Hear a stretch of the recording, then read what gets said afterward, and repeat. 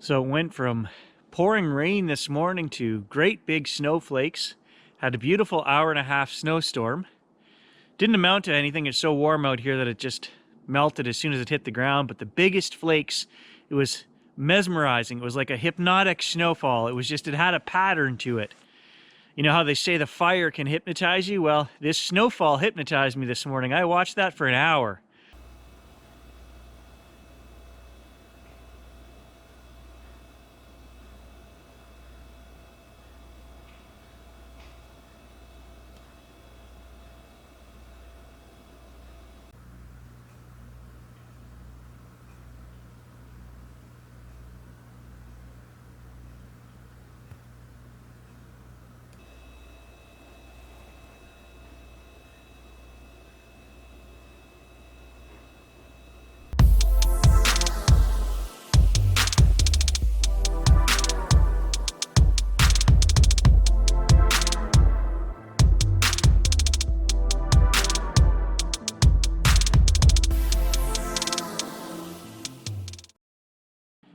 And because of all the rain and the warm weather, that's it for the snow machine. I put it away this morning, so it's covered up, it's done.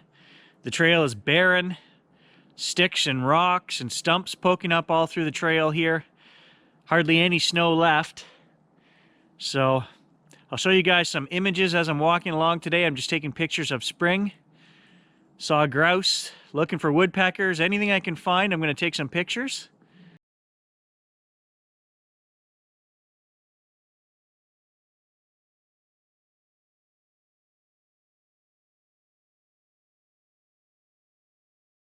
So today's a tough one for me. I want to keep things light and humorous in this Surviving Together series, but I'm irritated. Today's like, I don't know, I've lost track, like day 12 or day 13 of home seclusion, and I'm tired of it. I'm sick of it. And there's no end in sight for this. And why I'm agitated and angry is we've got a certain pair of snowbirds coming home, or came home yesterday, and they want to come over and visit. They want to pick stuff up. They want to go through town. They don't want to listen. They don't want to go home and be secluded. Well, why did the rest of us just spend 3 weeks, avoiding all these social things, going out, and we're just going to let you come over? No, I can't do that. And they don't understand that. So I'm irritated and agitated about that. Like I said, today's a tough one. My financial guy called me and I didn't even answer the phone. I can't find it in me to call him back. There's no point. I know what you're going to tell me. So I'm not even going to, not today. I'm not returning that call. Not going to happen. Tell me a joke, people. Put it in the comments. Gary needs a pick me up. I'll pick you guys up, but today I need a pick me up. Give me your best. Oh, I don't know. Doesn't even, I guess keep it clean. I don't know. Tomorrow's video, you're just gonna see me lying on a mattress made out of toilet paper, all my canned goods stacked behind me, loaded rifle beside me. I'll be mumbling incoherently to myself. Day whatever, I don't know what day this is anymore. It all looks the same. Every day looks the same, me and all my friends out here. Government takes away my freedom. Spring takes away my snow machine. What do I have left, people? What do I have left? I'll tell you what I have left. Work. This guy's gonna start cutting wood, I guess. I don't even burn wood. But Tom needs lots of wood for the sap production, so I can help him out there. And I don't know. I guess my dad always needs wood. So yesterday, while we were having happy hour, we heard a strange sound. A single engine up in the sky going by, a plane. And Tom pulls out his phone and he says, let's see what it is and where it's going. And I said, what are you talking about? And he says, oh, it's such and such an app. And he pulls up an app on his phone, which shows an overhead view and the plane going by. And it tells us that flight number of that plane and where it's going. Apparently this one was going to Beijing, China, North Bay to Toronto to China. And I thought, wow, they actually give out this information. It's seemed like something you would want to keep away from general knowledge where every flight is going. He said, oh no, And as we were talking, he says, look, here comes another plane. And we couldn't hear anything at that point. He says, oh, it's a Cessna whatever, and it's going to wherever. And within 30 seconds, I hear the little, and overhead went a little Cessna. Man, the technology we have today, like, I just feel out of my league. Why would anybody need that? I could think of only bad things I could do with that knowledge. Maybe that's just me, I don't know. I'm like, what good could come of any civilian knowing where all the planes are around and where they're going and probably what their cargo and everything else is? You could probably, if you had enough know-how, get even more in-depth information. I don't know, like... And of course, you guys know me, environmentalist, ecologist, biologist guy. I'm looking up reports all over the world, you know, saying, hey, what's the smog like in China right now? How much have we, you know, how much has the air quality changed since everybody's been in lockdown? And man, you should see some of the reports out there. They're just ridiculous. Talking about wildlife reclaiming human... Oh, come on. Yes. There are deer running through Manhattan right now, being chased by wolves.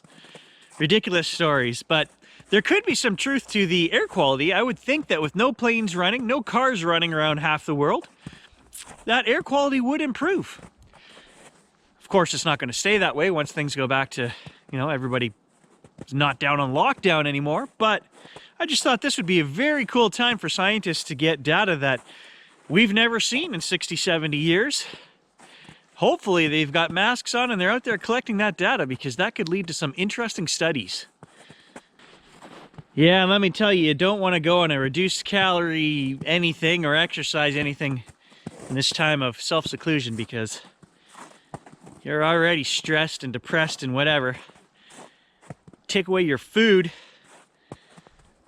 That make Gary angry. This is day one. Day one, and I'm already agitated and hungry. I'll be sleepwalking, breaking into the pantry tonight, eating mayonnaise and brown beans or something, I don't know. I'll have to put a lock on that door. All this glorious bush around me and I can't find a single animal. No woodpeckers, no owls, no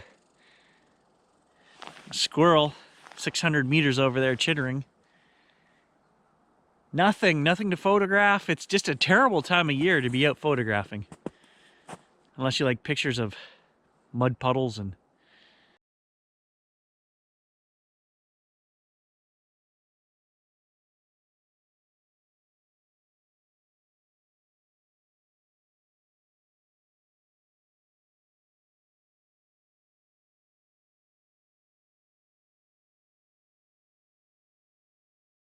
Good thing I'm wearing boots.